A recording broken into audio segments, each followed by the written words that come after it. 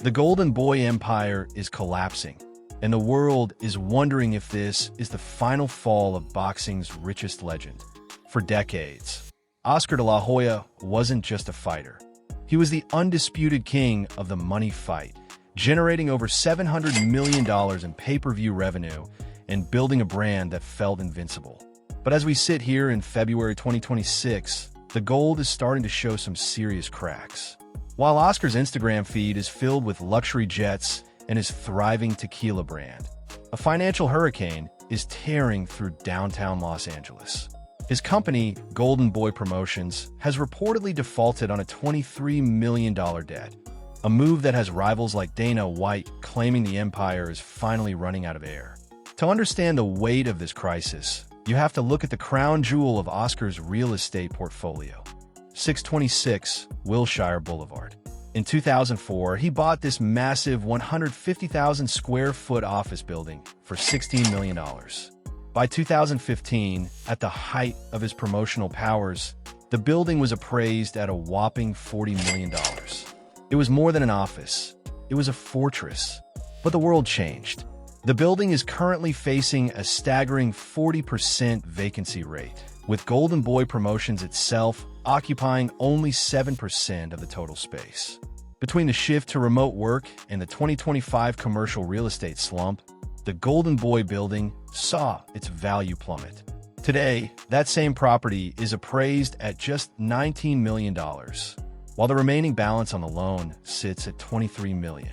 In the cold math of business, Oscar is officially underwater, owing the bank $4 million more than the building is actually worth.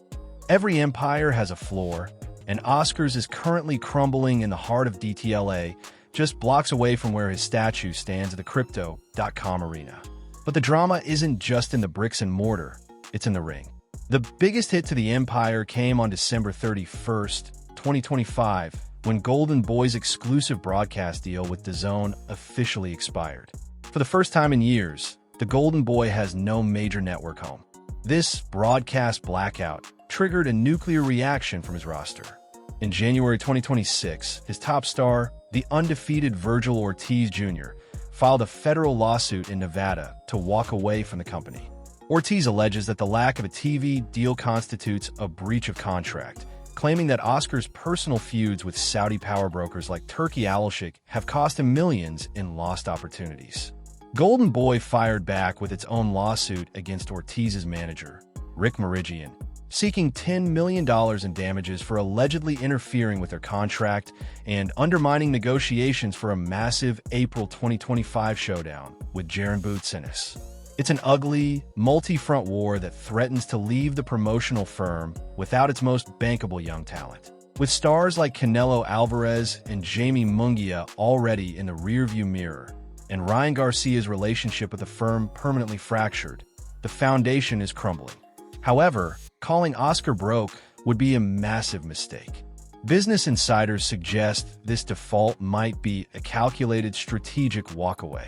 In commercial real estate, if a building is worth less than the debt, sometimes the smartest move is to let the bank take the keys while you keep your personal cash intact. And Oscar has plenty of it. His lifestyle remains as gold-plated as ever. He recently moved his base of operations from Los Angeles to Nevada, anchoring his life in a $14.6 million Henderson megamansion known as the Strata. This 9,000 square foot masterpiece features automated glass walls that open the home to the desert air, a private hair salon, a wine room, and a spa-style primary suite with an outdoor shower. But he's already planning a new $15 million custom mansion project in Nevada, featuring an outdoor theater and ultra-modern entertainment spaces. He isn't downsizing, he's upgrading. You can see that same defiance in his garage. A collection of European high-performance machines personalized with his Golden Boy branding.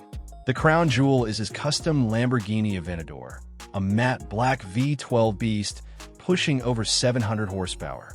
Customized by West Coast Customs, Oscar calls this his Batmobile. For raw speed, he turns to his Ferrari SF90 Stradale, a $700,000 hybrid hypercar that can rocket from 0 to 60 in just 2.5 seconds. He even gifted a red version of this same model to his girlfriend, Holly Sonders. When he wants pure American-style muscle via German engineering, he unleashes the Brabus Rocket 900, a 1,200 horsepower custom Mercedes-AMG G-Wagon that he has publicly called his dream car. His daily rotation is just as elite. It includes a Ferrari 296 GT, a modern hybrid frequently seen at his public appearances, and a Ferrari 458 Italia, a 562 horsepower masterpiece known for its iconic Italian V8 scream. A car that symbolizes speed and elegance in a way few other machines can.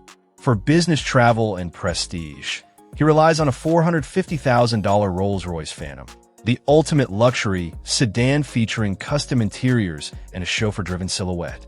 His collection also features a Porsche 911 Turbo, a classic sports car that blends precision handling with timeless design, and a Mercedes-Benz S-Class, his high-tech go-to for comfort and business travel. Beyond the wheels, Oscar is frequently seen enjoying exotic escapes to the Mediterranean on luxury yachts or boarding private jets. Much of that wealth is fueled by his thriving Casa Mexico tequila brand, which he turned into a retail powerhouse alongside Mario Lopez. It ensures that even if the lights go out on 626 Wilshire, the gold keeps flowing from the bottle, keeping his $200 million net worth shielded. To understand why he fights these battles, you have to remember how the gold was forged.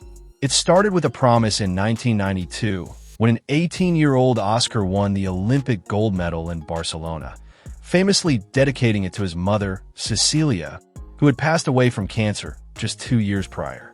He became America's sweetheart, a clean-cut, bilingual hero with a killer left hook. But the polish wasn't free.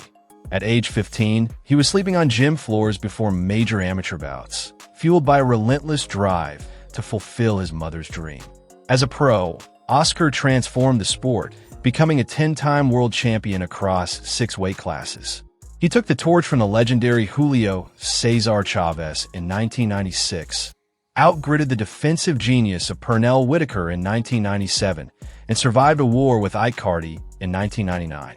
In 2007, he fought Floyd Mayweather Jr. in the World Awaits Super Fight, which set a then record of 2.4 million PPV buys and effectively launched the Money Era. And in 2008, he stepped into the ring with Manny Pacquiao in a fight that fans have been dreaming of for years. Though he fell to a TKO in the 8th round, the bout was a symbolic passing of the torch to a new generation. But his smartest move came in 2002, when he founded Golden Boy Promotions. He was the first modern Latino to own a major national promotional firm, producing dozens of mega PP verses that generated over $2 billion in total revenue. For 20 years, he was the house. Now, the house is under siege from interest rates and internal lawsuits. Yet that golden boy image was often a mask for a much darker internal fight and a complex personal life. Behind the empire of mansions and private jets lies a personal history defined by high-stakes romance and a sprawling family tree of 6 children. For 15 years, Oscar was married to Puerto Rican singer Millie Carrecher. They were one of the industry's most powerful couples, having 3 children before separating in 2016. Before Millie, Oscar's relationship with model Shauna Moakler was a tabloid fixture, resulting in his daughter, Adiana. His family legacy also includes 2 sons from previous relationships. For years, Oscar was a fragmented presence in their lives, a fact he now confronts with painful honesty. In his 2023 HBO documentary, he confessed a shocking truth. He didn't even love boxing. He was just good at it. He was conditioned from age 6 by a father who used the sport as a tool for discipline and a mother who, he revealed, never told him she loved him and would hit him when he cried. He admitted he lived as a robot, escaping the immense pressure of being a cultural icon through alcohol, drugs, and the infamous cross-dressing scandals of 2007. He even revealed that the story of the deathbed promise to his mother was a myth he created to survive the mental toll of the Olympic stage. "I basically ran away," he admitted regarding his absence as a father to Adiana, Jacob, and Devin, feeling unworthy of their love because of the trauma of his own childhood. When you see Oscar today, balancing the needs of his 6 children while feuding with Dana White, You're seeing a man who has lived his entire life in a pressure cooker. He's a survivor. He has lost his reputation and his fortune before, and he's climbed back every time. Once untouchable in the ring and in the boardroom, Oscar de la Hoya now faces challenges that no gloves can shield him from. His legacy, however, is already set in stone. He wasn't just a fighter. He was the architect of the modern sport. He broke the mold for Latino athletes in U.S. media, becoming a crossover celebrity with bilingual appeal. From mentoring a young Canelo Alvarez to turning fighters into CEOs long before it was a trend, he paved the path for today's era of athlete ownership. Beyond the ring, his foundation has poured millions back into the East LA community, building schools and medical centers. The only question left is, can he pull off one more miracle comeback? Or is the sun finally setting on the Golden Boy era? What do you think? Is this $23 million default a strategic move by a genius?